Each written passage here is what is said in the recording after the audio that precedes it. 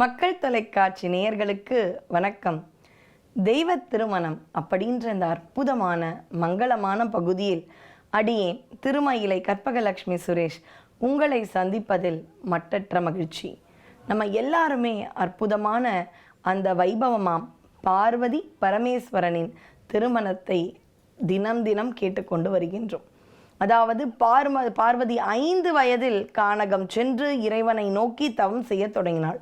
அப்போ சிவபெருமான் கைலாயத்தில் என்ன செய்தார் அப்படின்றது தான் நம்ம பார்த்து கொண்டு இருந்தோம். சிவபெருமான் சொன்னாராம், நான் தியானத்தில் இருக்க போகிறேன். பொதுவாக மனைவி இல்லை என்றால் என்ன வேணாலும் துஷ்பிரயோகம் செய்து விடலாம் அப்படின்னு சிலர் நினைப்பார்கள். நிறைய நல்ல கலாரசிகர்களையோ அன்பர்களையோ நான் சொல்லவில்லை. ஆனால் பாருங்கள், சிவபெருமான் இல்லை நான் தியானத்தில் இருக்க போகிறேன், தியானம் செய்ய செய்ய ஆயுள் நீடிக்கும், மன அமைதி பெறும், ஒருமைப்படும், அதனால் நான் இருக்க போகிறேன் அப்படின்னு எல்லாம் வல்ல இறைவனே தியானத்தில் ஈடுபடுகிறான் என்றால் நாம் எம்மாத்திரம். அவர் சொல்லிட்டாரா, என்னை தேடி முதல்ல சனகாதி முனிவர்கள்னு 4 பேர் வருவாங்க. அவர்களை அனுமதி யாரிடம்? நந்தியம்பெருமானிடம். அதை தொடர்ந்து சில காலம் கழித்து என்னை தேடி மன்மதன் வருவான், அவனை வேறு அவர்கள் இந்த 2 பேர் வருவாங்க இல்லையா, இவங்களை தவிர வேறு யாருக்கும் கையிலையில் அனுமதி கிடையாதுன்னு சொல்லிட்டு அந்த வீட்டு சொந்தக்காரராம் சிவபெருமான் நிஷ்டையில் இருந்தார். அப்போ அவர் சொன்னது மாதிரி யார் இந்த சனகாதி முனிவர்கள் அப்படின்னு பார்த்தீங்கன்னா, இவர்கள் அனைத்தையும் படித்தவர்கள், வேதங்கள் உபனிஷத்தின அனைத்தையும் படித்து முடித்தவர்கள். நம்ம வகுப்புலலாம் பார்த்தீங்கன்னா ரொம்ப நல்லா படிக்கிற குழந்தை ஒருத்தங்க இருப்பாங்க. ஏன் நாமளே ரொம்ப நல்லா படிக்கிற குழந்தைங்களா ஒரு காலத்தில் இருந்திருப்போம். ஃபுல்லாக படிச்சிருப்போம். படித்து முடிச்சுட்டு அந்த தேர்வுக்கு அந்த அறைக்குள் நுழையும் பொழுது பார்த்திங்கன்னா எல்லாமே மறந்தா மாதிரி இருக்கும், இல்லை எதுவுமே புரியாத மாதிரி இருக்கும். அப்படி ஒரு நிலை நம்ம எல்லாருமே அனுபவிச்சிருப்போம் இல்லையா?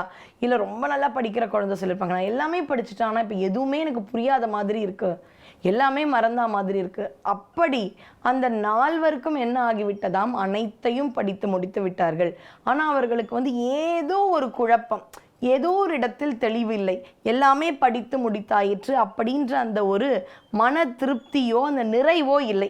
அதனால என்ன பண்ணாங்கன்னா, எல்லாரும் சிவபெருமான் கிட்ட போய் கொஞ்சம் கேட்கலாம் அப்படி என்று சிவபெருமான், அதுவும் இந்த சமயத்தில் தேவி இல்லாமல் தனித்து இருக்கிறான். ஒரு குடும்பத்தோடு இருக்கும் பொழுது ஒருத்தர் கிட்ட போய் நம்ம ஏதாவது தொல்லை பண்ண மனசு ஒரு மனம் வராது. இந்த சமயத்தில் தேவி இல்லை. அதனால் இறைவனிடத்தில் சென்று, அவன் ஞான குரு அல்லவா, தென்முக கடவுள் தட்சிணாமூர்த்தி, அவனிடம் போய் இந்த விஷயங்களெல்லாம் கேட்டு தெரிஞ்சுக்கலாம் அப்படின்னு 4வரும் வருகிறார்கள். நந்தியம்பெருமானை பார்த்த உடனே பயந்துட்டாங்க. ஏன்னா கையிலையில் அவ்வளவு சீக்கிரம் நுழைந்து விட முடியுமா? அதனால் ரொம்ப தயங்கி நந்தியம்பெருமானிடம் நாங்கள் அப்படின்றாங்க. சனகாதி முனிவர்கள் தானே நீங்கள் வருவீங்கன்னு இறைவன் முன்னாடியே சொல்லிட்டார், உள்ளே போங்கன்றார். இவங்களுக்கு புரியலையா? அப்போ எவ்வளவு இறைவன் பாருங்க, நமக்கு வரப்போகும் பிரச்சனையையும் முன்பே தெரிந்து வைத்திருப்பான், அதற்கான சாவியையும் அவன் வைத்திருப்பான் இல்லையா? உடனே பார்த்தீங்கன்னா இவங்களுக்கு ரொம்ப ஆச்சரியம். நம்ம இவ்வளோ படித்து முடித்து இவ்வளவு குழப்பமாக இருப்போம், தீர்வுக்காக இறைவனை நோக்கி வரப்போகிறோம், அதையெல்லாம் இறைவன் முன்கூட்டியே அறிந்திருக்கின்றானே, நமக்கான அனுமதியை அழைத்திருக்கின்றானே, என்ன ஒரு கருணை அப்படின்னு உள்ளே போகிறாங்க. இறைவனிடத்தில் எங்களுக்கு அப்படின்னு ஆரம்பிக்கிறாங்களாம். இறைவன், எனக்கெல்லாம் தெரியும், ரொம்ப பெரிய ஆட்கள் கிட்டலாம் போய் நம்ம ரொம்ப நிறைய பேச மாட்டோம்.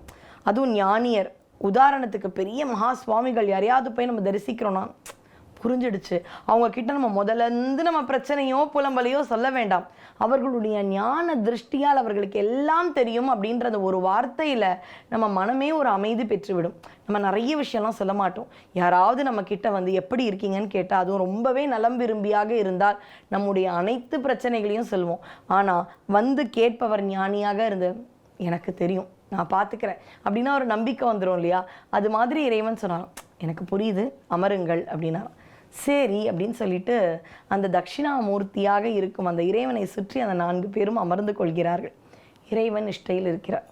இவங்க என்ன பண்ணுறாங்கன்னா, சரி இறைவன் ஏதோ சொல்ல போகிறார் போல இருக்கு, நம்ம டவுட்ஸ் எல்லாம் கேட்கலாம் அப்படின்னு உட்காந்து அப்படியே மூஞ்ச பார்த்து உட்காந்துட்டே இருக்காங்க.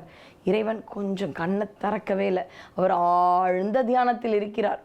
இவங்க 4 பேரும் பார்த்தவங்க, சரி நம்மளும் தியானம் பண்ணலாம், இறைவனே தியானம் பண்ணுறார், இப்போ நாமும் தியானத்தில் இருக்கலாம் அப்படின்னு தியானத்தில் இருந்தார்கள். கொஞ்சம் நேரம் கழித்து பார்க்குறாங்க, இறைவன் எழுந்து கொள்வாரா, விழித்து கொண்டால் ஏதாவது கேட்கலாமே.